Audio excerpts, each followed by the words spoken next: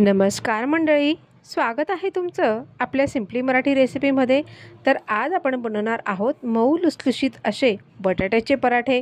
तुम्ही नाश्त्याला म्हणा किंवा मग दुपारच्या जेवणासाठी सुद्धा हे बनवू शकता। चला तर मग रेसिपीला सुरुवात करूया।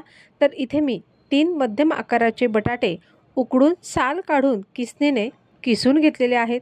त्यानंतर यामध्ये आपल्याला टाकून घ्यायचे आहे हळद, त्यानंतर आहे लाल तिखट 1 चमचा, त्यानंतर आहे इथे किचन किंग मसाला 1 चमचा, त्यानंतर इथे आहे 1 चमचा आलं लसणाची पेस्ट, त्यानंतर इथे मी टाकून घेतलेला आहे चटपटीत चव येण्यासाठी आमचूर पावडर अर्धा चमचा। जर तुमच्याकडे आमचूर पावडर नसेल तर तुम्ही चाट मसालासुद्धा टाकू शकता। त्यानंतर इथे चवीनुसार मीठ टाकून घेतलेलं आहे आणि 1 कांदा बारीक चिरलेला यामध्ये मी टाकून घेतलेला आहे।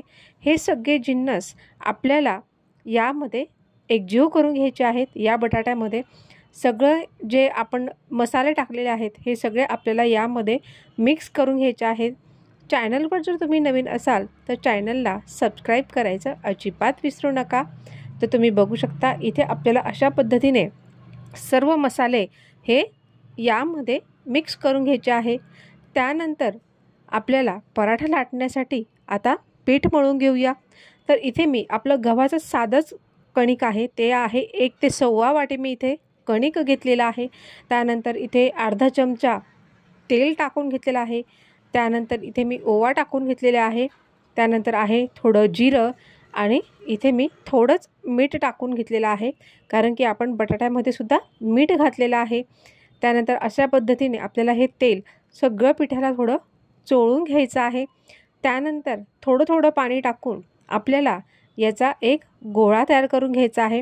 जसं आपण चपातीला करतो अतिशय सैलसर नाही, थोडा घट्टसरच गोळा यासाठी आपल्याला बनवून घ्यायचा आहे। अशा पद्धतीने जवळपास 1 ते 1.25 वाटीच्या प्रमाणामध्ये 4 आकाराचे गोळे जे आहेत म्हणजे 4 पराठे हे अतिशय सहज होतात, तुम्ही बघू शकता। त्यानंतर मी इथे पुन्हा तेल लावून अशा प्रकारे त्याचे गोळे तयार करून घेतलेले आहेत।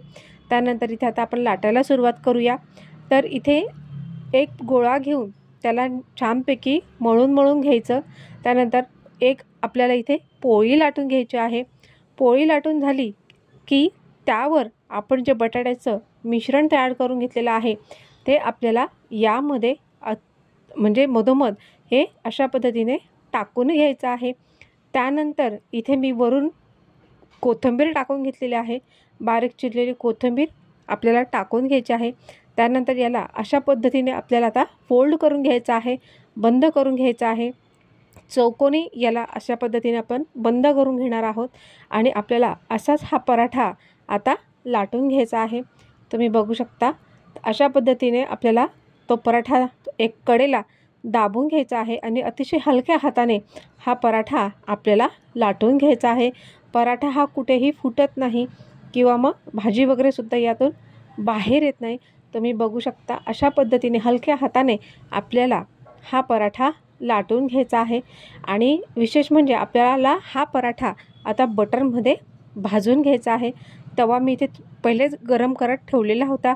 त्यानंतर तुम्ही बघू शकता पराठा हा लाटून झालेला आहे। तर आपल्याला दोघी बाजूंकडनं सोनेरी रंग येईपर्यंत हा पराठा छानपैकी भाजून घ्यायचा आहे। बटरमध्येच आपल्याला हा पराठा पूर्ण भाजून घ्यायचा आहे। तुम्ही बघू शकता की रंगही अतिशय सुरेख आलेला आहे आणि दोघंही बाजूकडनं आपल्याला याला छानपैकी भाजून घ्यायचं आहे। पुन्हा मी इथे थोडं वरूनही याला बटर लावून घेतलेलं आहे। बटरमुळे काय होतं, पराठ्याला एकदम छान चव येते आणि सगळी बाजूकडनं तो छानपैकी शेकलाही जातो। तुम्ही बघू शकता आपला पराठा इथे तयार झालेला आहे। चला तर मग रेसिपी आवडली असेल तर चॅनलला नक्कीच लाईक करा, शेअर करा, कमेंट्स करा आणि हो, जाता जाताना मात्र चॅनलला सबस्क्राईब नक्कीच करा। आणि इथे मी हे दह्यासोबत सर्व केलेलं आहे कारण की दह्यासोबत या पराठ्यांची चव एकदम अप्रतिम असते। तुम्ही बघू शकता अतिशय शेवटपर्यंत जो बटाट्याचा मसाला आहे भरलेला आपण तो शेवटपर्यंत आपल्याला पराठ्याला लागलेला दिसून येतोय आणि अतिशय मऊ लुसलुशीत हे पराठे बनून तयार झालेल्या आहेत आणि चवीला म्हणाल तर अप्रतिम. चला तर मग like, share, comment and subscribe. Thank you.